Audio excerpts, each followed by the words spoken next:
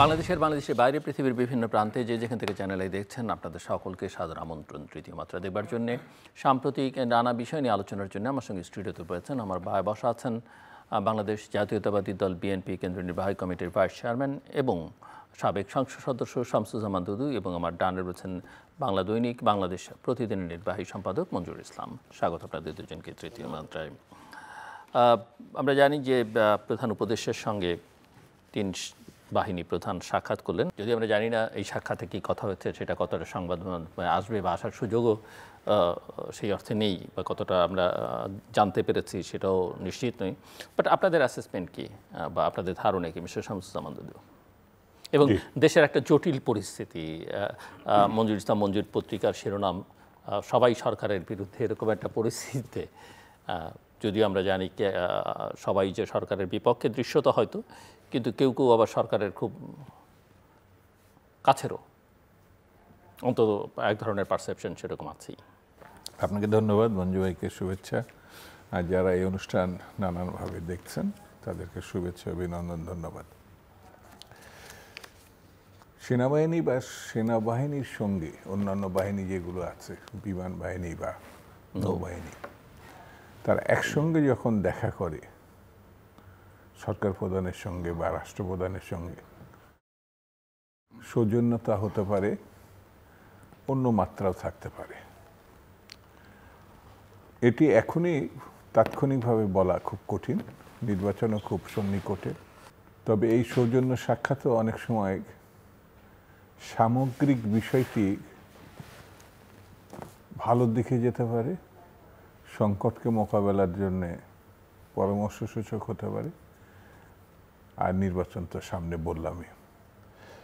জাতীয় আন্তর্জাতিক অনেক ধরনের ঘটনাও প্রতিনিয়ত পরিবর্তিত হচ্ছে, সেই বিষয়গুলো থাকতে পারে। তবে আমার কাছে যেটা মনে হয় যে এখন যাই হোক, সেনা, নৌ, বিমান বাহিনী বা অন্যান্য আইন শৃঙ্খলা বাহিনীর ভূমিকা অত্যন্ত গুরুত্বপূর্ণ। সেটি বাংলাদেশে গণতন্ত্রের যে উত্তরণের সম্ভাবনা দেখা দিয়েছে এবং যা অত্যন্ত সন্নিকটে, বিশেষ করে নির্বাচন সামনে। নির্বাচন সুষ্ঠু স্বাভাবিকভাবে না হলে গণতন্ত্রের উত্তরণে আমার কাছে মনে হয় কোনো দ্বিতীয় পথ নাই। সেটি যদি প্রাধান্য পেয়ে থাকে তাহলে খুবই আশার কথা, খুবই সুন্দর কথা, এবং সেটি আমার বিবেচনায় পাওয়ার সম্ভাবনাটাই বেশি। তবে অন্যান্য কোনো প্রসঙ্গ সেখানে আলোচনা হবে না বা আসতে পারে না, এটা আমার কাছে মনে হয় না। তবে মজার ঘটনা আমার কাছে যেটা মনে হয়েছে সেটা হচ্ছে অন্য ঘটনা। সেটা হচ্ছে ডক্টর ইউনূস সাহেবকে সবাই ভালো বলেন, ভদ্রলোক বলেন। দেশে এবং বিদেশে তার পরিচিতিটাও অত্যন্ত পজিটিভ, এবং সব বিবেচনাতেই তিনি একজন সফল নেতৃস্থানীয় ব্যক্তি তার জায়গা থেকে। কিন্তু মজার ঘটনা হচ্ছে এত কিছু পজিটিভ প্লাস পয়েন্ট থাকার পরেও হঠাৎ করে শেষে, আলোচনা শেষ হওয়ার পরে যে কথাটার মুখোমুখি আমি নিজেও হয়েছি, ভাই নির্বাচন হচ্ছে তো। অর্থাৎ এক ধরনের, এটাকে সন্দেহ বলবো নাকি অন্য কিছু বলবো আমি জানি না, তবে এই জিজ্ঞাসাটা মানুষ পরস্পরকে করে। কেন করে? সরকারের প্রতি 100% যদি সমর্থন থাকে তাহলে এই কথাটা আসার কথা না। হ্যাঁ, সে ভদ্র, ভালো নেতৃস্থানীয়, দেশে বিদেশে তার ভাবমূর্তি আছে, কিন্তু এখন এই বিতর্কটা সৃষ্টি হচ্ছে বলা যায় এই সরকার বা সরকার প্রধানের ভূমিকার কারণে। এখন যদি আপনি বলেন বিস্তারিত, তাহলে অনেক লম্বা ফিরিস্তি দিতে হবে, কিন্তু বাস্তবতা হচ্ছে তার কাছে যেটি চাওয়া হয়েছিল সেটা প্রায় 1.5 বছরের কাছাকাছি। আর যার কাছে মানুষ চাওয়ার আগে পেয়ে গেছিল সেটা হচ্ছে 90-র গণঅভ্যুত্থানের পরবর্তীতে যে নির্বাচন, জাস্টিস শাহাবুদ্দিন, তিনি এত সময়, সংস্কার, বিচার, এই কথাগুলো তখনও ছিল। এই কথাগুলো ছিল না তা না, ছিল, কিন্তু তার প্রধান কাজ তিনি মনে করেছিলেন গণতন্ত্রের উত্তরণের জন্য নির্বাচনটা করার দরকার। তিনটি জোট বা দলের সঙ্গে আলোচনা করে তিনি সেটা করেছিলেন, এবং যথারীতি তার দাবি যেটা ছিল আমি দায়িত্ব নিতে মানে রাষ্ট্রপতির দায়িত্ব নিতে পারবো, কিন্তু কাজ শেষে আমাকে আমার অঙ্গনে ফেরত ফেরত যেতে দিতে হবে। সেটা তিনি গিয়েছিলেন। তো ইতিহাসে আমার কাছে মনে হয়েছে এই ধরনের মানুষ আমাদের এই 54 বছরের ইতিহাসে আছে। তো যেটি 3 মাসে সম্ভব হয়েছিল সেটি 14 মাসে এখনো সম্ভব হয় নাই, সেই জন্য জিজ্ঞাসাগুলো তৈরি হচ্ছে। জি, মঞ্জুর ইসলাম, আমি যেটা আপনার কাছ থেকে বুঝতে চাই যে আপনি নিশ্চয়ই আপনি জানেন বা আমাদের মধ্যে এরকম একটা ধারণা আছে যে সশস্ত্র বাহিনীর সঙ্গে সরকারের যোগাযোগটা খুব বেশি নেই, বা চাইলেই বাহিনী প্রধানরা যে কোনো জাতীয় প্রয়োজনে বা তাদের প্রতিষ্ঠানের প্রয়োজনে প্রধান উপদেষ্টার সঙ্গে এখন আর খুব একটা সাক্ষাৎ করতে পারেন না। অতীতে তিন বাহিনী প্রধান বিভিন্ন সময় সরকার প্রধান বা রাষ্ট্রপ্রধানের সঙ্গে যেভাবে সাক্ষাৎ করতে। ধন্যবাদ আপনাকে। দুদুভাই অনেক কথাই বলে দিলেন। দুদুভাই হলেন, আমরা যখন বিশ্ববিদ্যালয়ের ছাত্র তখন দুদুভাই হলো আমাদের নেতা, এবং দুদুভাই যখন ইলেকশন করলেন সেই ইলেকশনে ভোটার আমি একজন, সেটা আমার জন্য একটা সৌভাগ্যের ব্যাপার। দুদুভাই অনেক কথা কিন্তু বলে দিয়েছেন অলরেডি। তারপর আমি বলবো যে তিন বাহিনী প্রধান যখন দেখা করেন তখন হয় তিন বাহিনী প্রধান একত্রে দেখা করার ইচ্ছা প্রকাশ করেন, না হলে প্রধান উপদেষ্টা তাদের সাথে দেখা করার বা তাদেরকে ইনভাইট করার ইচ্ছা প্রকাশ করেন। দুই পক্ষই কিন্তু ইচ্ছা প্রকাশ করতে হবে। প্রধান উপদেষ্টা যদি ইচ্ছা প্রকাশ করেন যে তিন বাহিনী প্রধান আমার কাছে এসে চা খাবে অথবা আসবে, তারা আসতে বাধ্য। এবং তিন বাহিনী প্রধানও যদি ইচ্ছা করেন, বলেন যে আমরা তিন বাহিনী প্রধান আপনার সাথে চা খাবো, প্রধান উপদেষ্টা কিন্তু তাদেরকে তিনজনকেই অ্যাপয়েন্টমেন্ট দিবেন। সেটার সৌজন্যটা, এটাই হলো রাষ্ট্রের কালচার। এখন আমরা আজকের এই আলোচনাটা কেন করছি? এই জন্য করছি, রাজনৈতিক দলগুলা এই সরকার যখন গঠন হয় তখন বাংলাদেশের একমাত্র আওয়ামী লীগ ছাড়া দেশের সকল পর্যায়ের মানুষ, রাজনৈতিক নেতৃবৃন্দ, পেশাজীবী নেতৃবৃন্দ, সাধারণ মানুষ, সকল মানুষ কিন্তু এই সরকারের উপর সাপোর্ট দিয়েছে। এবং প্রফেসর ইউনূসকে যখন এই সরকারের প্রদান করা হয়েছে তখন সবার মধ্যে ধারণা হলো ইয়েস, এই লোক একটা কিছু করবে আমাদের দেশে, কারণ তার ইমেজ আছে, তিনি নোবেল বিজয়ী, তিনি একটা মানে গ্রামীণ একটা উদ্যোগকে তিনি বিশাল একটা আয়োজন করেছেন, তার ইন্টারন্যাশনাল ইমেজ আছে। সব মিলিয়ে প্রত্যেকটা মানুষের কিন্তু এই প্রফেসর ইউনূসের প্রতি একটা আস্থা, বিশ্বাস, ভরসা সবই ছিল। কিন্তু তারপরে যখন দেখা গেল যে তাকে যারা, তিনি তার ভাষ্য অনুযায়ী তিনি বিপ্লবীদের মনোনীত প্রধান উপদেষ্টা বা সরকারের প্রধান, এবং সেই সরকারের পৃষ্ঠপোষকতায় বলেন বা ছত্রছায়ায় বলেন যখন একটা নতুন দল হলো বিপ্লবীদের, তখন মানুষের মধ্যে আস্তে আস্তে মোহ কাটতে শুরু করলো যে তবে কি প্রধান উপদেষ্টা 1/11-এর সময় যে রাজনৈতিক দল গঠন করার চিন্তা করছিলেন, যে অভিলাষ তিনি প্রকাশ করেছিলেন নাগরিকদের কাছে, আপনি নিশ্চয়ই মনে আছে, নাগরিকদের কাছে তিনি একটা খোলা চিঠি দিয়েছিলেন, নাগরিকরা যদি চায় তবে তিনি রাজনৈতিক দল গঠন করবেন, একটা খোলা চিঠি দিয়েছিলেন।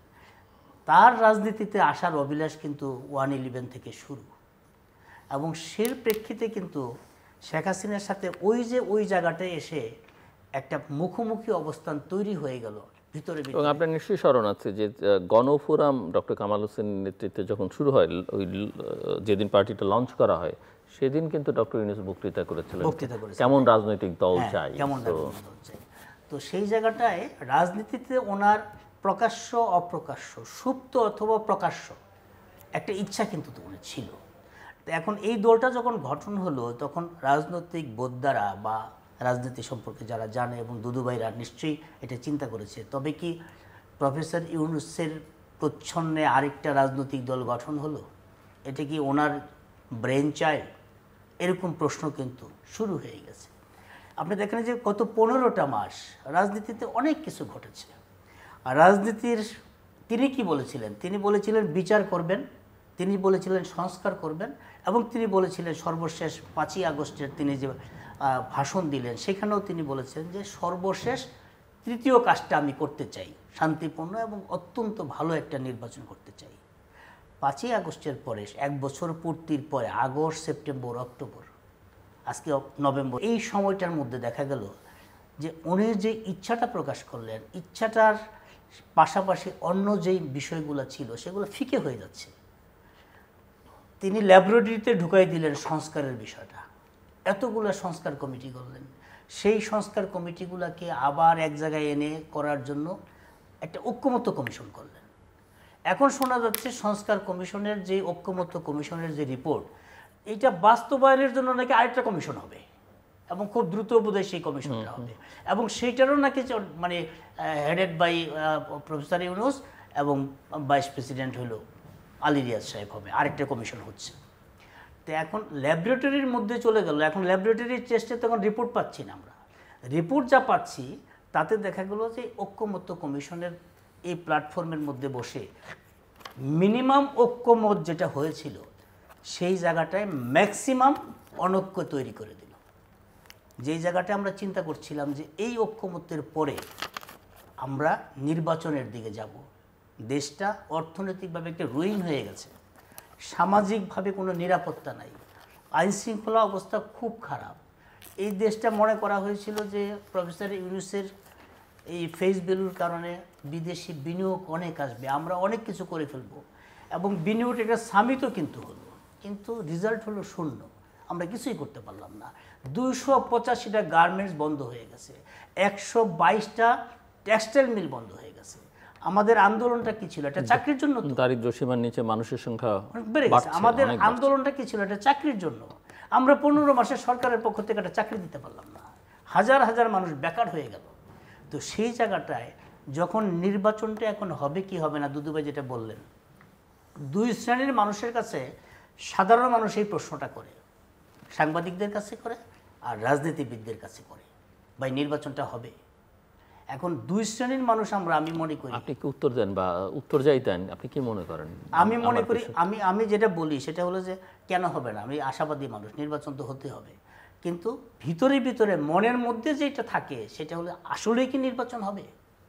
আপনি দেখেন আমরা খুব রিসেন্ট দুইটা জিনিস কিন্তু দেখছি, এই যে এখন রাজনৈতিক মধ্যে যে সংকটটা তৈরি হয়েছে, নির্বাচন হবে কি হবে না, আমরা 75 আমরা 71কে সামনে রাখবো না 2024কে সামনে রাখবো, যেই বিতর্ক নতুন করে এখন তৈরি হয়েছে, সেই বিতর্কের তৈরি হওয়ার আগে আমাদের দেখতে হবে যে ইকবাল করিম ভূঁইয়া কয়েকদিন আগে একটা স্ট্যাটাস দিয়েছিলেন, তার তিনি বলেছিলেন যে এই সরকার আরো 2-3 বছর থাকবে। ঠিক তার পরপরই তথ্য উপদেষ্টা তিনি বলেছিলেন যে রাজনীতিতে সংঘাত তৈরি হবে, কয়েকটা মাস একটু অপেক্ষা করেন। তবে কি আমি ধরে নিব যে প্রফেসর ইউনূসের সরকার, ঐক্যমত্য কমিশন সব মিলিয়ে যা করছেন, একটা ডুয়েল ডিজাইন, সে ডুয়েল ডিজাইন কাউকে না কাউকে উনি আগে ফোরকাস্ট করছেন, যেটা রাজনীতিবিদটা ওই সময় ধারণ করতে পারে নাই। এখন আমরা তো এখনো মনে করতে চাই যে নির্বাচনটা ফেব্রুয়ারিতে হওয়া উচিত। জি, আমি আসছি মঞ্জু আপনার কাছে। মিস্টার শামসুজ্জামান দুদু, আমি একটা অপ্রীতিকর প্রশ্ন করি। অপ্রীতিকর প্রশ্ন এই অর্থে যে অনেকেই বলছেন যে এই যে সংশয়, মঞ্জুর ইসলাম যেমনটা করছেন, তার কাগজ দিচ্ছে, অন্যান্য কাগজ দিচ্ছে, অনেক বিশ্লেষকরা নানা কিছু বলছে, কিন্তু আমরা গত কয়েক মাস ধরে দেখছি যে বিএনপি এই যে আশাবাদ মানে এত বেশি পজিটিভ, মানে প্রশংসা করতে করতে করতে এই সরকারের সব ভালো, অথচ কয়েক মাস আগে বিএনপি অনেক সমালোচনা করেছে, কোনো উপদেষ্টার পদত্যাগ দাবি করেছে। হঠাৎ করে জুন মাসের পরে ইউটার্ন নিয়ে সব ভালো, এমনকি আপনার দলের প্রতিষ্ঠাতাকেও এখন সরকার প্রধানের মধ্যে দেখা যায় একই রকমের প্রতিচ্ছবি, সেই সব কথাও আমরা শুনলাম। আবার এখনই আপনারা এই মাত্র কয়েকদিন ধরে বলা শুরু করলেন যে এই সরকার জনগণের সঙ্গে প্রতারণা করেছে, কমিশন জনগণের সঙ্গে প্রতারণা করেছে। তো যখন অন্যান্যরা বলছিল বা আপনারাও একটা সময় এরকম বুঝতে পারছিলেন যে এই সরকার আসলে রাইট ডিরেকশানে নেই, এই সরকার আসলে নিরপেক্ষ নয়, এই সরকারের আসলে ডেলিভার করবার কোনো রকমের সক্ষমতা নেই, সেই আপনারাই হঠাৎ করে পুরো উল্টে গেলেন, আবার এখন বলছেন। তাহলে আপনাদের অ্যাসেসমেন্টের মধ্যে এত দুর্বলতা কেন? আপনারা কেন একটা জিনিস বুঝতে পারেন না? কারণ আপনাদেরই তো বোঝার কথা, আপনারাই নেতা, আপনারাই দেশকে পরিচালনা করবেন, সো জাতি তাকিয়ে থাকে আপনাদের দিকে। আর এখন যখন মঞ্জুর ইসলামের ভাষায় আওয়ামী লীগ নেই, তখন গোটা জাতি তো সবচেয়ে বেশি পছন্দ করি আর না করি বিএনপির উপরেই ভরসা করতে হচ্ছে, একটা মধ্যপন্থার নিদেন পক্ষে সেন্টার রাইট একটা পলিটিক্যাল পার্টি। কিন্তু আপনাদের এই যে মানে খুব খারাপ ভাষায় বললে যে আপনাদের পলিটিক্যাল অ্যাসেসমেন্টই তো কারেক্ট না, আপনি কি ডিসএগ্রি করতে পারবেন? আপনি আপনার মতো করে বলেছেন, আমি আপনাকে প্রভোগ করছি আসলে। না না না সেটা না, আপনার দৃষ্টিভঙ্গি, আপনার দেখার মানে ভূমিকা, এমনকি প্রতিটা মানুষের নিজস্ব একটা লক্ষ্য থাকে, দেখার অবস্থা থাকে। সেই জায়গা থেকে আপনি তো বিএনপির ধরেন গত 13 মাসের ভূমিকা, এটা অবশ্যই আপনি আপনার বিশ্লেষণে যেটা ধরা পড়েছে, পর্যবেক্ষণে আমি আরো ধরা পেছনে পড়েছে। যেতে পারতাম, কিন্তু এটা তো পাস্ট, এই জন্য গেলাম না। না সেই জন্য এটা আপনি বলতেই পারেন, এটা আমার কাছে অমূলক মনে। কিন্তু রাত্রের খাবার যদি আপনি সকালে প্রত্যাশা করেন নাস্তার সময়, সেটা নাও মিলতে পারে। এবং তখন যদি রাগারাগি করে কেউ, তাহলে হয়তো তার স্মৃতির প্রসঙ্গ নিয়ে প্রশ্ন তোলা যেতে পারে। দুপুরের ব্যাপারটা সকালে আর রাত্রি আমার বিবেচনা। কথা বলে ইন্টারাপ্ট করা হবে বলতে চাই, বাট আমার পাল্টা যুক্তি আছে। না না অবশ্যই যুক্তি থাকবে, অবশ্যই। মানে রাতের যদি বিরিয়ানি খাওয়ার কথা বলেন, পুরনো ঢাকায় এখনো সকালবেলা ব্রেকফাস্ট করে, আমি অবশ্যই দ্বিমত করব না, আমি এটা করব না। আমরা একটা পরিবর্তন চেয়েছিলাম 24 জুলাই বা আগস্টের যে পরিবর্তন, অর্থাৎ স্বৈরতন্ত্রের পতন এবং গণতন্ত্রের সম্ভাবনা হোক বা প্রতিষ্ঠা হোক, এটা রাজনৈতিক দল হিসাবে আগাগোড়া 16-17 বছর ধরে বিএনপি এই লড়াইটা রাজপথে করেছে। তার জন্য তার যে মানে ভূমিকা, এই ভূমিকা নিয়ে আমি অনেক দীর্ঘ সময় লেগে যাবে, কিন্তু খেসারত কম দেয় নাই। গুম হয়েছে, খুন হয়েছে, মানে যেটা আমরা জানি 16 লক্ষ আসামির, তার হয়তো 50 লক্ষই কোনো না কোনোভাবে বিএনপি বা অঙ্গ সংগঠনের। তো এই সবগুলোর শেষটা আমরা মনে করেছি যে একটা পরিবর্তন হবে, এবং হয়েছে। সেখানে অন্যান্য, যেমন আমাদের ছেলেমেয়েরা যারা আমাদের সন্তান তুল্য, তাদের নির্বিচারে যে আত্মহত্যা, ত্যাগ, সেটিতে আমরা কোনোভাবেই পাশ কাটাতে পারি না। তাদেরও স্বপ্ন যে এই স্বৈরাচারের হাত থেকে আমরা বাঁচি, স্বৈরতন্ত্রের হাত থেকে বাঁচি, সেটা হয়েছে। হওয়ার পরে এর বড় মানে দায়ভাগ বলবো, দায়িত্ব বলবো নাকি জানি না, সবাই বিএনপির দিকে তাকিয়ে আছে বড় পার্টি হিসাবে, যেহেতু একাধিক বয়সে রাষ্ট্র পরিচালনায় ভূমিকা রেখেছে, এবং যেটি পজিটিভ, আমার বিবেচনায় পজিটিভ আমার কাছে মনে হয়েছে। তার কাছ থেকে দ্রুত একটি গণতন্ত্র উত্তরণের জন্য যে নির্বাচন, সেই নির্বাচনটা তার কাছে প্রত্যাশা করেছে সরকার। কিন্তু ডক্টর ইউনূসের সরকারের সঙ্গে যারা আছে তারা কেউ বিএনপি করে এটা বলা ঠিক হবে না, তারা তাদের মতো করে। কিন্তু সরকারের সাফল্য ডক্টর ইউনূসের ঝুড়িতে গেছে, ব্যর্থতাগুলো এসছে বিএনপির ঘাড়ে। সরকারের কি কি সাফল্য আপনি একটু পরে আমাকে বলবেন, না পরে বলবেন আমাকে, আমরা শুনতে চাই। বলবো আপনাকে। ব্যর্থতার দায়ভাগটা বিএনপি, সরকারের না বিএনপি। মনে করা হচ্ছে অনেকে যে এটা বিএনপির সরকার, বিএনপি সমর্থন দেয়। আমরা ছাড়াও তো অনেক রাজনৈতিক দল আছে যারা ওই সরকারকে সমর্থন দিয়েছে, এবং এই রাজনৈতিক দলগুলোর মধ্য দিয়েই জনগণের সরকার হিসেবে এটা পরিচিতি লাভ করেছে। আমার কাছে যেটা মনে হয়েছে, সরকার যখন বলে এই নির্বাচন দিচ্ছে, এই নির্বাচন হচ্ছে, ঐতিহাসিক দায়িত্ব তাদের, ঐতিহাসিক একটা নির্বাচন করবেন যেটা তারা প্রতিশ্রুতিবদ্ধ, তখন এই নিয়ে কোনো মানে কারোর বিরোধিতা নাই। কিন্তু কিভাবে হবে, যে নির্বাচনকে ঘিরে যে একটা উৎসাহ উদ্দীপনা থাকে সারা দেশে, এখনো পর্যন্ত সেটা নাই। একটা দলের আছে, সেটা হচ্ছে জামাত ইসলাম বা ধর্মান্ধ যে দলই বলি না কেন, তারা নির্বাচনে কখনো সমর্থন দিচ্ছে, কখনো বিরোধিতা করছে, কখনো পক্ষে যাচ্ছে, কখনো বিপক্ষে যাচ্ছে, কিন্তু তারা তাদের প্রস্তুতি অনুযায়ী সব সিটে 300-র বোধহয় আমি যেটা শুনেছি 298টা সিটেই তারা মনোনয়ন চূড়ান্ত করেছে। সে ব্যানার, ফেস্টুন, মিছিল সব তারা করছে, কিন্তু তারা আবার নির্বাচনের বিরোধিতা কখনো কখনো করছে। বিএনপি যখন নির্বাচনের জন্য আশাবাদ প্রকাশ করছে এবং নির্বাচন যথাসময়, যেটা সরকার ঘোষণা করছে তার মধ্যে করার কথা বলছে, তখন বিভিন্ন মহল থেকে বলা হচ্ছে বিএনপি নির্বাচন ছাড়া আর কিছু নাই। যেটা শুরুতে তাই আরও ন্যাক্কারজনক ভাষায় বলা হয়েছে, মানে শুরু অভ্যুত্থানের পরপর বিএনপি নির্বাচন ছাড়া আর কিছু যায় না, ক্ষমতা ছাড়া আর কিছু চায় না। কেউ কেউ বলার চেষ্টা করছে মানে একটি দলকে ক্ষমতায় আনার জন্য এই গণঅভ্যুত্থান হয়, প্রয়োজনে এই সরকার 10 বছর যতদিন খুশি থাকতে পারে, 2-3 মাস পরে এটা এসে 5 বছরে ঠেকছে। এখন কেউ বলে না যে আর 5 বছর না আরো 2 বছর থাকুক, এটা কেউ বলে না। কেন বলে না? কিন্তু প্রফেসর ইউনূস কিন্তু মাত্র কিছুদিন আগে আল জাজিরার মাহাদি হাসান, যিনি এখন আল জাজিরাতে নেই মেট্রোতে জেট্রো, সেখানে বলেছেন মানুষ তাকে 50 বছরও চায়। এটা আমি মানুষের কথা বলছি, যে মানুষ চায় না, দল চায় না। উনি ওনার মতো করে বলেছেন, ডক্টর ইউনূস সাহেব বলেছেন। উনি যদি 100 বছরও বলতেন আমার কাছে ওটা গুরুত্বপূর্ণ না। যে কোনো মানুষ তো 100 বছর 200 বছর বাঁচার স্বপ্ন দেখতে পারে। উনি ক্ষমতায় থাকা যদি 84 বছর বয়স সম্ভবত, আমি যদি ভুল না করে থাকি, তারও 50 বছর যদি হয় তাহলে মানে ওনার বয়স কত লাগবে? তো এটা যদি তার মাথার মধ্যে না থাকে তাহলে এটা স্বাভাবিক ব্যাপার বলে আমার ধরা ঠিক না। তো যে কোনোভাবেই বলি না কেন, এই সরকার গণঅভ্যুত্থান পরবর্তীতে আমরাই তাকে ডেকে এনে বা ছাত্ররাই তাদের সম্মিলিতভাবে ডেকে এনে এই সরকারকে ক্ষমতায় বসছে।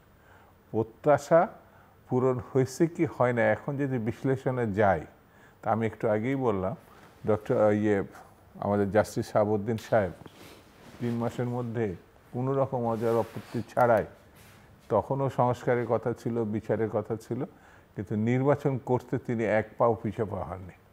তার সঙ্গে বর্তমান ওটাও অন্তর্বর্তীকালীন সরকার ছিল, এটাও। তো এখন মানে এনার সদিচ্ছা থাকলেও বাস্তবতায় উনি অনেক দূরে আছেন। আপনি যেটা বললেন, অনেকেই বিশ্বাস করে, মানে তার সংখ্যা হয়তো কম হতে পারে, যে এত সহজে তিনি যাবেন না। তা আমি এটা বিশ্বাস করতে চাই না। আমি বিশ্বাস করতে চাই ফেব্রুয়ারির মধ্যে নির্বাচন তিনি দিবেন এবং একটি সফল নির্বাচনের মধ্য দিয়ে তিনি বিদায় নেবেন। আর নির্বাচিত সরকার, যারা নির্বাচিত হোক, জনগণ যাকে ভোট দিক, তারা সরকার গঠন, পার্লামেন্টে গিয়ে একটা স্বস্তিদায়ক সুস্থ স্বাভাবিক পরিস্থিতি তারা ফিরিয়ে আনবেন, এটা আমি মনে করি। যদি সেটা কোনোভাবে ব্যত্যয় ঘটা অনেক কারণ থাকতে পারে, তার ভিতরে একটি অন্যতম কারণ হচ্ছে স্বৈরতন্ত্রের কারণেই কিন্তু সরকারের বিরুদ্ধে এই দেশবাসী মাঠে নামছে গণতন্ত্রের প্রত্যাশায়।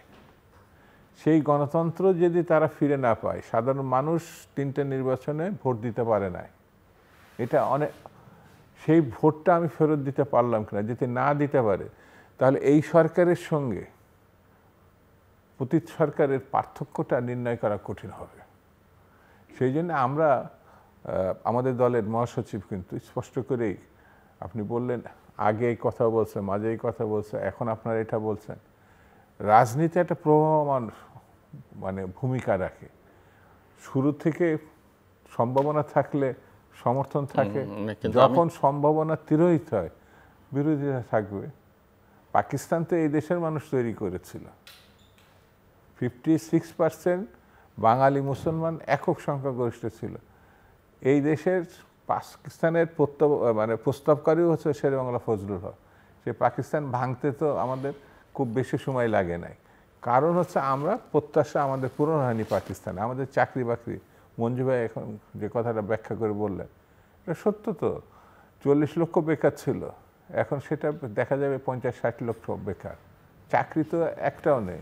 বিচার আশা মানে যেটা আমরা প্রত্যাশা করছি না, টাকা যেভাবে মানে পাচার হয়েছে, লুটপাট হয়েছে, একটা টাকা ফেরত আসছে। ওই যে সবাই প্রত্যাশা করছে দেশে বিদেশে তার একটা কানেকশন, মানে সরকার প্রধান হিসাবে প্রশংসা আমও করেছে, কিন্তু একটা টাকাও তো আসে নাই। আর অস্ত্র নামে বেনামে প্রচুর অস্ত্র, এটা সরকারের পক্ষ থেকেও বলা হয়েছে। যারা আপনার মিডিয়াতে আছেন বা আমরা রাজনীতি আছে সবাই আমরা জানি, সে একটা অস্ত্র উদ্ধার হয়নি। তাহলে পরে টাকা আসলো না, অস্ত্র উদ্ধার হলো না, চাকরি হলো না। এখন আমি আর কি বলবো? মঞ্জুর ইসলাম, আমি জাস্ট আপনার কাছ থেকে একটু বুঝতে চাই যে এখন করিডোরে যেটা আলোচনা বা পারসেপশন যেটা, সেটা হচ্ছে জামাত এবং বিএনপি নেক টু নেক লড়াই, কিন্তু সাধারণভাবে আমরা জানি হিস্ট্রি যেটা বলে জামাত আর বিএনপির জনসমর্থনে আকাশ আর পাতালের পার্থক্য। কিন্তু মাত্র এক বছরের মধ্যে এই যে আলোচনাটা উঠছে, এবং কেউ কেউ এমনও বলছেন যে নির্বাচন হলে ধারণা ফলাফলের যেটা সেটা একেবারে সম্পূর্ণ উল্টেও যেতে পারে।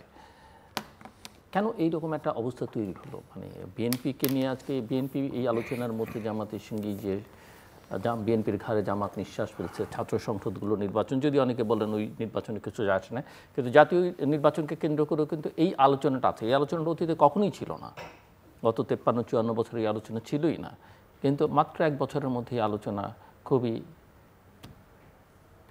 পরিধানযোগ্য আলোচনার বিষয় হয়ে দাঁড়িয়েছে। কেন? এটা আমি একটু পিছনে যেতে চাই। বিএনপির জামাতের সাথে সম্পর্কের শুরু থেকে ভুল করেছে। ভুলটা এই জন্য করেছে, বিএনপি হলো মুক্তিযোদ্ধার দল, বিএনপির প্রতিষ্ঠাতা হলো সেক্টর কমান্ডার, বাংলাদেশে সেক্টর কমান্ডার সেনাপ্রধান, তা জিয়াউর রহমানের দল হলো বিএনপি। জিয়াউর রহমানকে যিনি দেশের জন্য যুদ্ধ করেছেন, আর জামাত ইসলামকে যারা দেশের বিরুদ্ধে যুদ্ধ করেছেন। কিন্তু আমরা দেখলাম রাজনীতিতে বিএনপি তাদেরকে সমমনা বলল, আর যারা দেশের পক্ষে ছিল না আর যারা তাদের পক্ষে ছিল তারা দুইটা সমমনা হয় কিভাবে?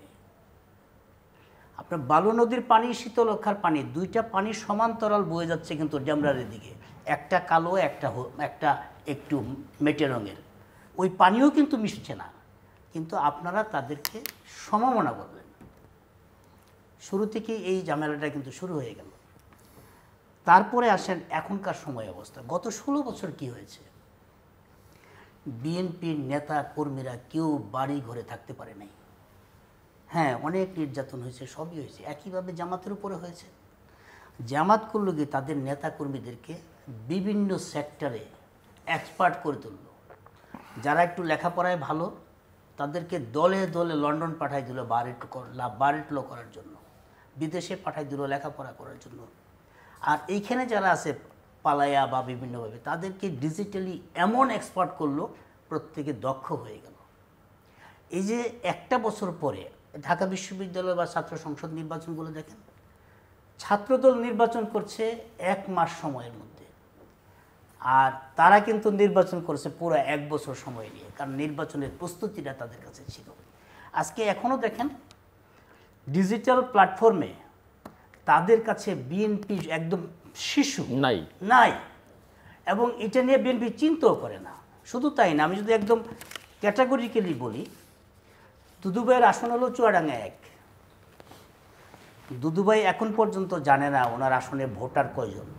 আমি বলতে পারি দুদুভাইয়ের সামনেই তো, কিন্তু ওনার যে প্রতিপক্ষ মাসুদ পারভেজ রাসেল, জামাতের প্রার্থী, তিনি কিন্তু প্রত্যেকটা ভোটারের নাম এবং ফোন নাম্বার তার ডাটাবেজে আছে, এবং ওই প্রত্যেকটা নাম এবং ফোন নাম্বার দিয়ে তারা এখন থেকে যোগাযোগ করতে।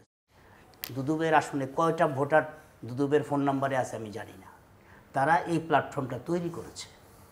আরেকটা জিনিস হলো, এই মুহূর্তে এক দীর্ঘদিন বিএনপি এবং আওয়ামী লীগের খেলা ছিল। আমরা যেমন আবু-হানি এবং মোহামেডানের খেলা দেখলাম, মোহামেডানের প্লেয়াররা জানতো আবু-হানির কোন প্লেয়ার কিভাবে খেলে, এবং বিএনপি এবং আওয়ামী লীগের খেলাটা হয়েছিল এতদিন যাদের বয়স অ্যাবাভ 60 তারা খেলতো, কিন্তু তারা খেলাটা বুঝতো। কিন্তু এই সময়ে এসে খেলাটা হয়ে গেছে আন্ডার 30। এখন খেলোয়াড়, মাঠের খেলোয়াড় কিন্তু আন্ডার 30। বিএনপির যারা খেলতেছে তারা কিন্তু অ্যাবাভ 60। এই যে 30 বছরের গ্যাপ, এই গ্যাপের কোনো প্রস্তুতি বিএনপির নাই।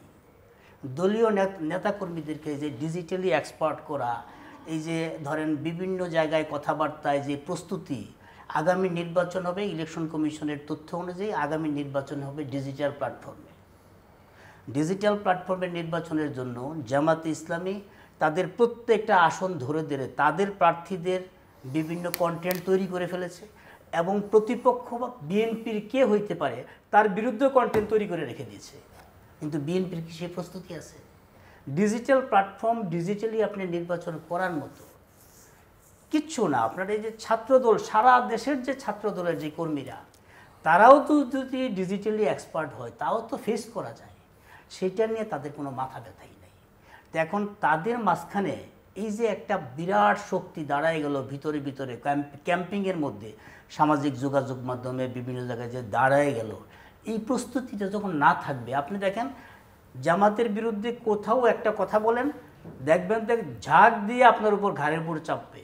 কথা বলার শুরু সাথে করার সাথে, আগে সাথে সাথে শেষ করা যায় না। শেষ করা যাবে না। কিন্তু আপনার বিএনপির পক্ষে একটা কথা বলেন, বিএনপির নেতাকর্মীদের ভাবটা এরকম, আমার পক্ষে তাকে বলতে বলছে কি, আমি কি তাকে বলছি যে আমার পক্ষে কথা বল? এবং বিএনপির পক্ষে কিন্তু বহু মানুষ টেলিভিশনে কথা বলতেছে, খবরের কাগজে লিখতেছে, দুদুভাইয়ের সাক্ষী রেখে, যারা বিএনপি করে না, যারা বিএনপি করেন না, দুদুভাইকে সাক্ষী রাখতে বলতেছি। বিএনপির কোন নেতা কাকে একটু ফোন করে বলছে যে ভাই আপনার এই কথাটা ভাল লাগছে, থ্যাংক ইউ, বা আপনার এই লেখাটা ভাল লাগছে, থ্যাংক ইউ? এইটা তাদের মধ্যে নাই। কিন্তু জামাতে ইসলামের বিরুদ্ধে কেউ যদি একটা কথা বলে বা কেউ যদি লেখে, তারা ফোন করে কিন্তু বলে ভাই আপনার এই লেখাটা পড়লাম, অথবা আপনার টক শোতে এটাতে দেখলাম, ভাই হ্যাঁ ঠিকই বলছেন, কিন্তু আমাদের তো ভাই ভালো জিনিসও আছে, সেটা একটু বলেন না। তারা কিন্তু এইভাবে কথা বলে। কিন্তু বিএনপির পক্ষে বললে বা বিপক্ষে বললে তাদের কিচ্ছু আসে যায় না, এরকম একটা ভাব হয়ে গেছে। এখন সাধারণ মানুষের এখন প্রত্যেকের হাতে হাতে মোবাইল, প্রতিটা মুহূর্তে একটা করে কন্টেন্ট তৈরি হচ্ছে। এখন এআই দিয়ে কন্টেন্ট তৈরি করতেছে, তাদের বিরুদ্ধে কন্টেন্ট তৈরি করতেছে। একটা নতুন কন্টেন্ট আমি দেখলাম, কয়েকজন মহিলা বলতেছে লাগারের লাগা, দানের শীষ লাগা, এরকম নেকেটলি এরকম একটা প্রচার করতেছে। কিন্তু এই যে এআই দিয়ে করলো, এটার নিচে এই যে সমস্ত কমেন্ট আসতেছে, আমি একটাও দেখলাম না যে বিএনপির পক্ষ থেকে অথবা বিএনপি মনস্কা কোনো নেতাকর্মী এই ধরনের অশ্লীল ল্যাঙ্গুয়েজ ব্যবহার করে অথবা ইঙ্গিত করে এরকম কন্টেন্ট মানে বন্ধ করার জন্য অথবা প্রতিবাদ করার জন্য কেউ একটু লিখেছে। তো আপনার সামনে অবারিত দ্বার, আকাশ খোলা, আপনার ডিজিটাল দুনিয়া খোলা, সেই জায়গায় আপনার যুদ্ধের জন্য কোনো প্রস্তুতি নাই। আপনি খালি বলতেছেন লাখে লাখে সৈন্য আছে, হাজারে হাজার, গুনিয়া দেখিলাম মাত্র 17,000। আপনার হাতে তো 17,000, আপনি তো গুনতেও পারেন না। এই যে দুদুভাইয়ের আমি বললাম, তো দুদুভাই বলুক ওনার এখানে এখন ভোটার কতজনের ফোন নাম্বার ওনার কাছে আছে, কতজনের সাথে এখন পর্যন্ত উনি যোগাযোগ করছেন। আমার তো মানে তাদের কাছে উনি এখন পর্যন্ত শিশু এই জায়গাটায় সমস্যাটা তৈরি হয়ে গেছে। আমি একটু অন্যভাবে একটা ছোট প্রশ্ন করি, এবং আমি বিশ্বাস করি যে আপনি আমার উপরে অসন্তুষ্ট হবেন না। আপনি একটা প্রাজ্ঞ রাজনৈতিক, আমাদের দীর্ঘকালের সম্পর্ক। আমরা এই যে জামাত শিবিরের উত্থানের পেছনে একটা বড় কারণ বিশেষ করে বিশ্ববিদ্যালয়গুলোতে যে তারা ছাত্রলীগের মধ্যে ঢুকেছিল। আমরা এর আগে ওবায়দুল কাদেরের মুখ থেকে বিভিন্ন সময় শুনতাম যখনই কোনো দুর্ঘটনা ঘটছে, সাবোটাজ হচ্ছে, আমাদের মধ্যে জামাত শিবির ঢুকে পড়েছে, তারা এগুলো করছে। সো আমরা নানা কারণেই এখন এই প্রশ্নটা করতে হচ্ছে, কারণ আমরা এর আগে জানি যে জামায়াত ইসলামীর যেমন আওয়ামী লীগকে 86 সালের নির্বাচনে নিয়ে যাওয়া, 18 সালে বিএনপিকে প্রভাবিত করা, বিভিন্ন সময় তাদের প্রভাব বড় বড় রাজনৈতিক দলগুলোর উপর, অনেক মৌলিক জায়গায় তারা কিন্তু বড় দলগুলোর উপর প্রভাব বিস্তার করতেছে। এটা যারা রাজনীতি পর্যবেক্ষণ করেন তারা জানেন। আমার একটা কৌতূহল, আমি একটু বুঝতেও চাই, বা আপনাদের কোনো অ্যাসেসমেন্ট, আপনারা কি নিজেরা একটা খোঁজখবর করে দেখেছেন দলের ভেতরে যে আপনাদের দলের ভিতরে কি পরিমাণ জামাত শিবিরের লোকজন আছে, একদম কেন্দ্রীয় নেতৃত্ব থেকে নিচ পর্যন্ত? মানে গুপ্ত রাজনীতি, গুপ্ত রাজনীতি, কারণ তারা এই বিষয়ে যেহেতু এক্সপার্ট, ইতিমধ্যে প্রমাণিত, এবং তাদের স্বীকারোক্তিও খানিকটা আছে। এবং বিএনপির কর্মকাণ্ড দেখে মাঝে মাঝে মনে হয় যে আসলে বিএনপি যে রাইট ট্র্যাকে যাওয়ার ইচ্ছা থাকলেও যেতে পারছে না, কোথাও কোথাও গিয়ে থমকে যাচ্ছে, আটকে যাচ্ছে, বিভ্রান্ত হচ্ছে। আপনারা একদিন নাও করতে পারেন, বাইরের থেকে আমাদের অনেকের কাছে হয়তো সেটা মনে হতে পারে। এখন আমাদেরকে আপনারা তার ভাষায় অ্যাকসেপ্ট করবেন কিনা, বা আমাদের এই ভিন্ন মতগুলোকে আপনারা, বা আপনাদের জন্য যে পরামর্শ সেগুলো আপনারা গ্রহণ করতেও পারেন, নাও করতে পারেন, বা এগুলো বিবেচনা করতে পারেন, না করতে পারেন। কিন্তু আসলে এরকম কোনো চিন্তা আপনাদের মধ্যে আছে যে আসলে একটু খতিয়ে দেখা দরকার, যে আমাদের মধ্যে কোনো গুপ্তচর, 40 বছর একটা রাজনৈতিক দল শুধু শুধু টিকে থাকে, এটা ভাবলে এই শতাব্দীর শেষান্তের শুধু বললে ভুল হবে। টিকে থাকাটি তো সবচেয়ে বড় কথা রে। টিকে থাকার সঙ্গে আপনি ডেলিভার করতে পারছেন কিনা, আপনি জন আকাঙ্ক্ষা পূরণ করতে পারছেন কিনা, আপনার সম্পর্কে মানুষের যে প্রত্যাশা, সেই প্রত্যাশা পূরণ করতে পারছেন না, সেটাও বড় কথা। আমরা চাইছি স্বৈরতন্ত্রের পতন হোক, এটা সফল হয়েছে।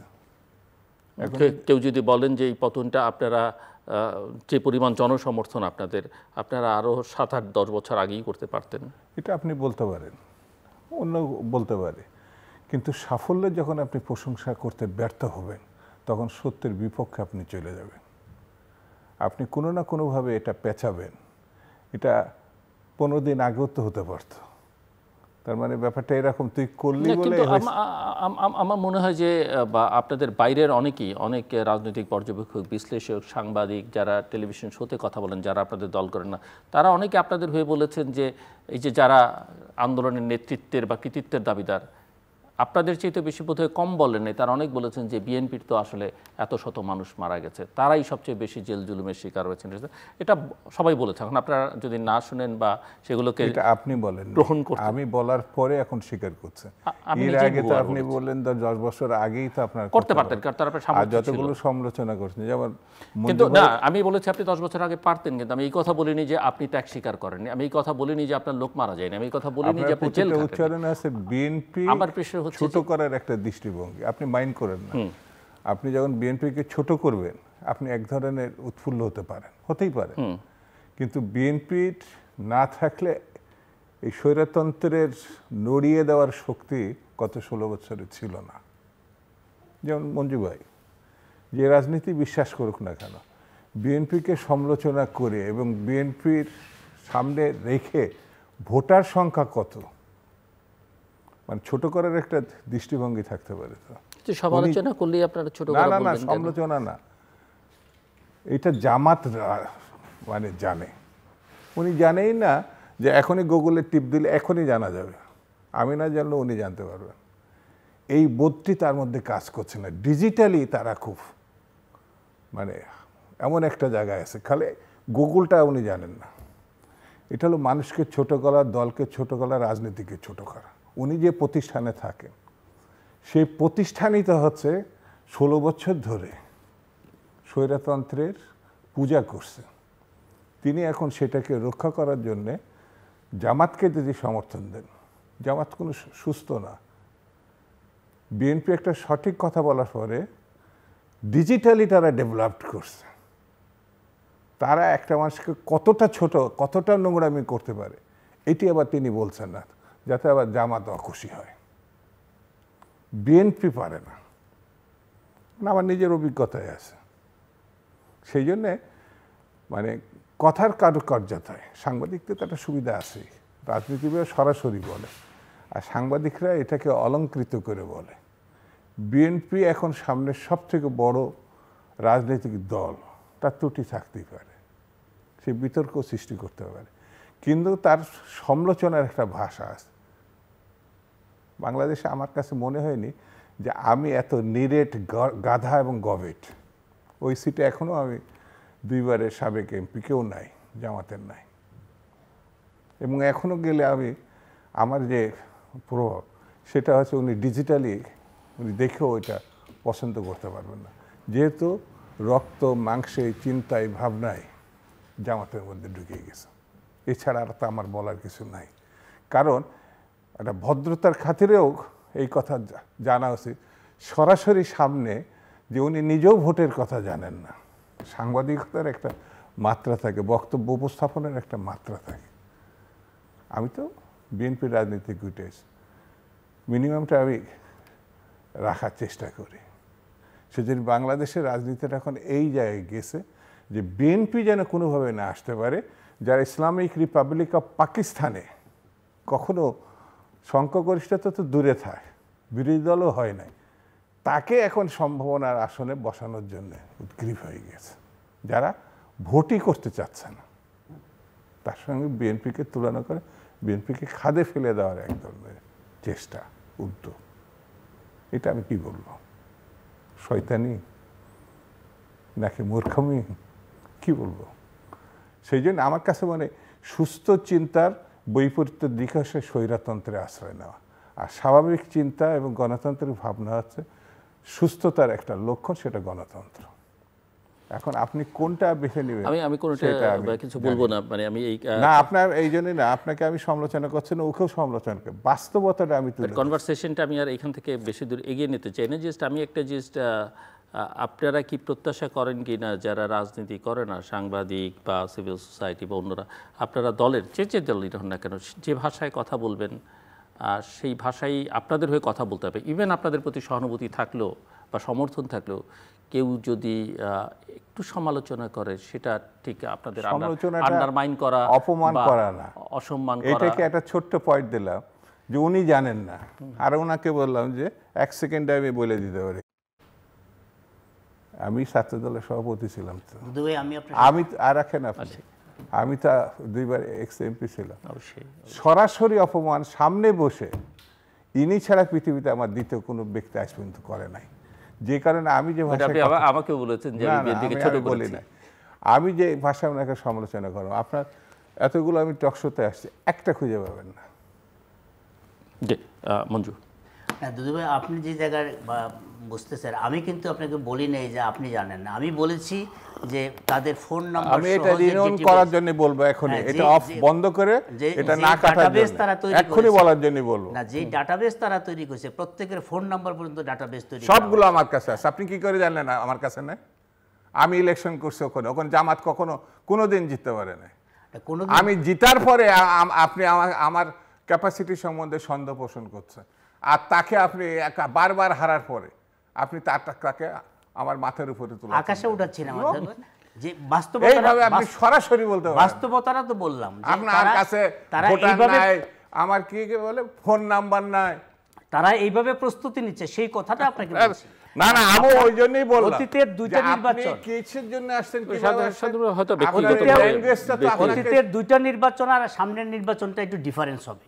এটা তারেক রহমান সাহেব নিজে পর্যন্ত বলছেন যে সামনের নির্বাচনটা কঠিন হবে। সেই কঠিনের প্রস্তুতিটা সম্পর্কে আপনাদের বলছি। আপনাকে আমি ছোট করে কথা বলি নাই, সরাসরি এখানে আপনাকে ছোট করে কথা বলি নাই। আমি একটা কথা বলতাম না, আপনাকে ছোট করে আমি কথা বলি নাই, কিন্তু আমি ভোটার জানি না, আমার কাছে ফোন লিস্ট নাই। এটা কি? এটা কি প্রশংসার বাণী?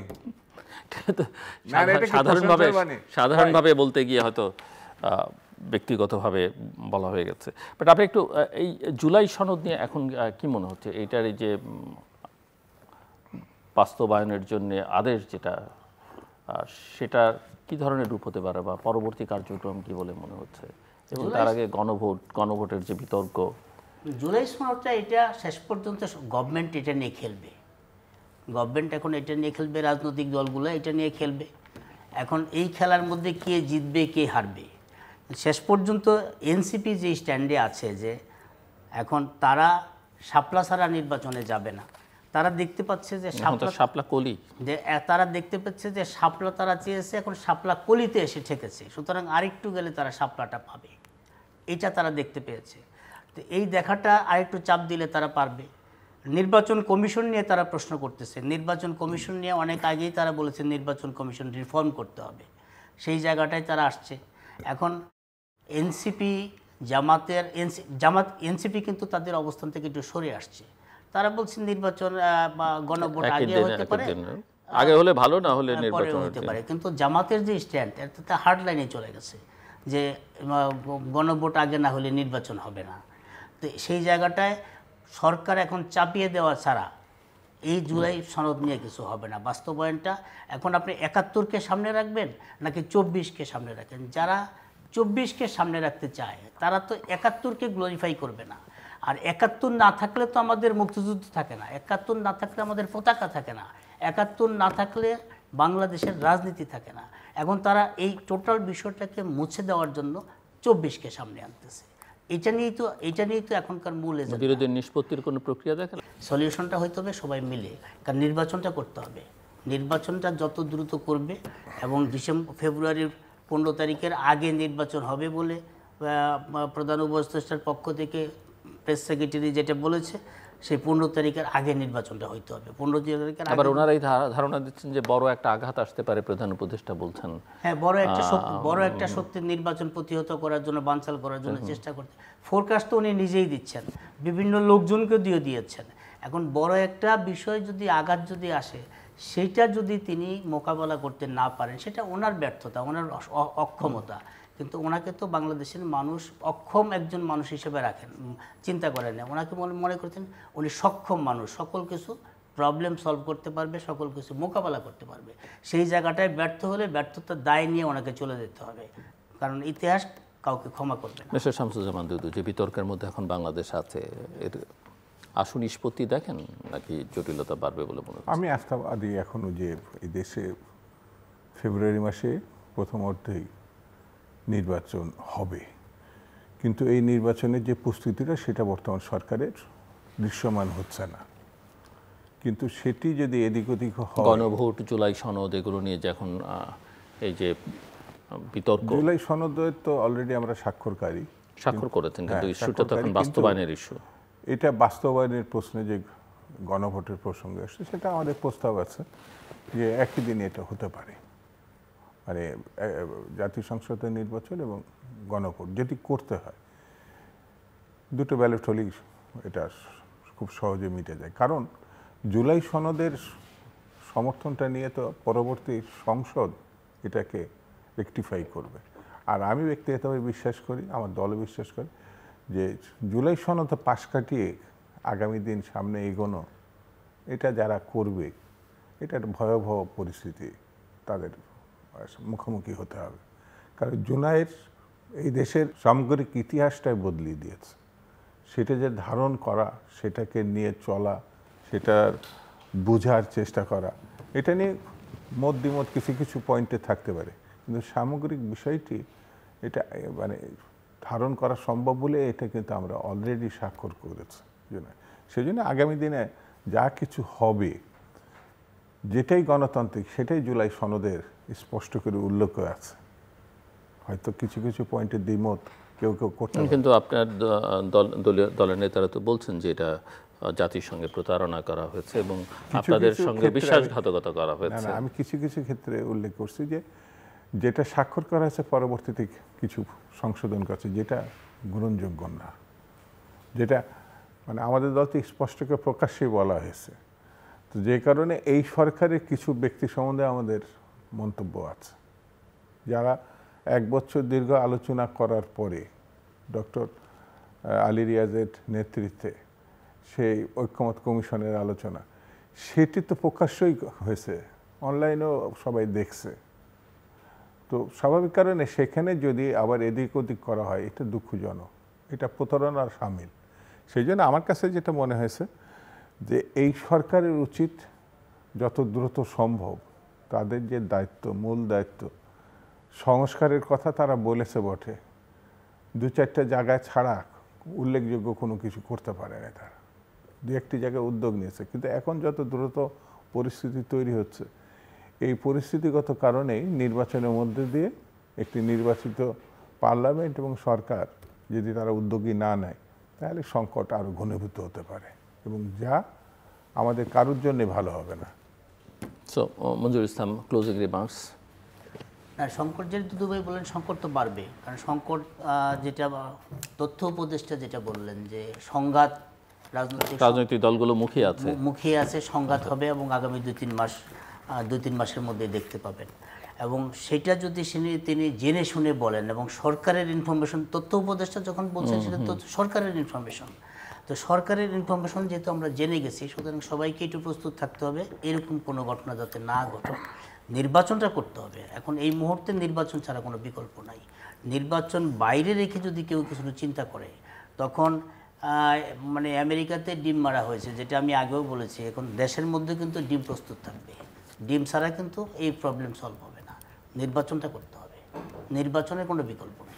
মিস্টার শামসুজ্জামান দুদু, আমি তো একটু আগেই বললাম, ফাইনাল রিমার্কস। হ্যাঁ, স্বাভাবিক কারণে যে দেশ, জনগণ, এমনকি সরকার যত হেজিটেশন করবে এই সরকার, তত সংকট আরও ঘনীভূত হবে। এটা আমার পার্টির পক্ষ থেকেও বলা হয়েছে। যত দ্রুত সম্ভব মানুষের অধিকার ফিরিয়ে দেওয়া হবে, তত দ্রুত স্থিতিশীলতা আসবে। আমাদের সংকট তো অনেক। একটু আগে আমরা দুজনেই আলোচনা করছি যে বেকার সংখ্যা এই সরকার কমাতে পারেনি, বাড়ছে। এই ধরনের যদি খাত অনুযায়ী আমরা আলোচনা করি, এই সরকারের সাফল্য বলতে তেমন কিছু নাই। খালি সময় তারা নিজেরা নিয়ে তারা কি কাজ করছে এটা আমরাও জানি, সবাই জানে। ওটা আরও তিক্ততা বাড়বে আলোচনা করলে। সেই কারণে আমার কাছে মনে হচ্ছে আমরা গণতন্ত্র যত দ্রুত ফিরতে পারবো তত ভালো, স্বাভাবিক, দেশের জন্য, মানুষের জন্য, এই সরকারের জন্য। দর্শক অনুষ্ঠান শেষ প্রান্তে আমরা সামাজিক যোগাযোগ মাধ্যম ফেসবুক, এক্স এবং ইউটিউবে তৃতীয় মাত্রা লাইভ স্ট্রিম হচ্ছে আপনারা দেখতে পারেন। টেলিভিশনের পর্দায় দেখতে না পারলে যে কোনো সময় যে কোনো স্থান থেকে ইউটিউবে তৃতীয় মাত্রা চ্যানেলটি সাবস্ক্রাইব করে এই পর্ব বা পুরোনো পর্বগুলো আপনারা দেখতে পারেন। মিস্টার মঞ্জুর ইসলাম এবং মিস্টার শামসুজ্জামান দুদু অসংখ্য ধন্যবাদ আলোচনা নেবার জন্য। দর্শক, আমার দুই অতিথি খুব আশাবাদী এবং ওনারা যেহেতু দুপাশে বসে এত আশাবাদী, আমি নৈরাশ্যটা ছড়াতে চাই না। গণতন্ত্রের উত্তরণটা আমাদের জন্য খুব জরুরি এবং তার জন্য নির্বাচনটাও জরুরি। তবে আমরা আশা করব যে নির্বাচন যেন একটা ভালো নির্বাচন হয়, এই নির্বাচনকে ঘিরে যেন নতুন কোনো বিতর্ক তৈরি না হয়। তবে নির্বাচনের আগে যে সংকটগুলো আছে সেই সংকটগুলোর নিষ্পত্তি বা সুরাহা হবে কীভাবে সেটা খুব সহজে অনুমেয় নয়। তবে আমরা আশা করব যে সরকারের মধ্যে সদিচ্ছার একটা উদয় হবে, যে দেশের গণতন্ত্রের উত্তরণ ছাড়া কোনো বিকল্প নেই এবং তার জন্য একটা অবাধ, সুষ্ঠু, গ্রহণযোগ্য, অংশগ্রহণমূলক নির্বাচনেরও কোনো বিকল্প নেই। আমাদের সঙ্গে থাকবার জন্য অসংখ্য ধন্যবাদ। আপনাদের সবার জন্য শুভকামনা।